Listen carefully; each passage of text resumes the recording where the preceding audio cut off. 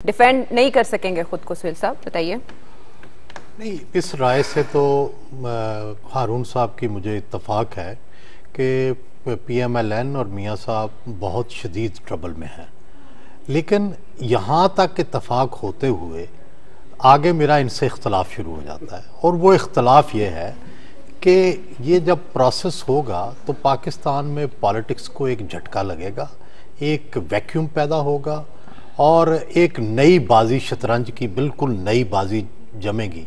वो कैसी होगी, क्या होगी, हो सकता है वो इससे अच्छी हो, लेकिन आम तौर पर जो माजी के तजर्बात हैं उनको देखा जाए। कैसे वैक्यूम का मतलब, ये नुक्ता मुझे समझ नहीं आया सुहेल साहब, कैसे वैक्यूम पैदा होगा कार्रवाई के नतीजे में? प्रोग्राम के बाद आपको समझ नहीं, उसके देखें पाकिस्तान का हर शख्स हारून रशीद साहब पर नहीं, जरा समझाने दें। हारून रशीद साहब पर मेरी इन्वेस्टमेंट है, पाकिस्तान की इन्वेस्टमेंट है, पाकिस्तान की साफत की इन्वेस्टमेंट है।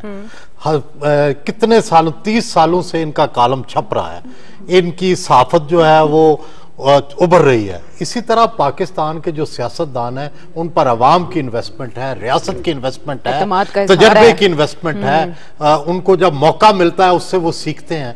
ये सारी इन्वेस्टमेंट एक दफा जीरो होगी और फिर आप नए सिरे से सबकी सियासत की इन्वेस्टमेंट जो है, और आप फिर नए सिरे से बाजी जमाएंगे, नए सियासतदान आएंगे, नई फिलासफी आएगी। हो सकता है वो पहले से ऐसा लगे। आप तो ऐसा पहली बार हो रहा है कोई तारीख में, गर्दनों की फसल पक चुकी है।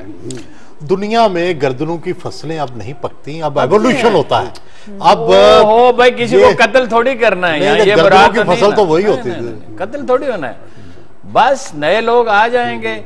आखिर भुट्टो साहब के बाद इतना बड़ा खिलाफ पैदा हुआ था, उससे पहले भी हुआ था, लेकिन कोई उससे अच्छा तो फायदा तो नहीं हुआ। अच्छा, फायदा भी होता है, नुकसान भी होता है, मगर वक्त बदलता है ना जी। Only the change is permanent. ये दुरुस्त है कि वो हम रोक तो नहीं सकते तब्दीली को। भुट्टो साहब से एक सवाल याद आया।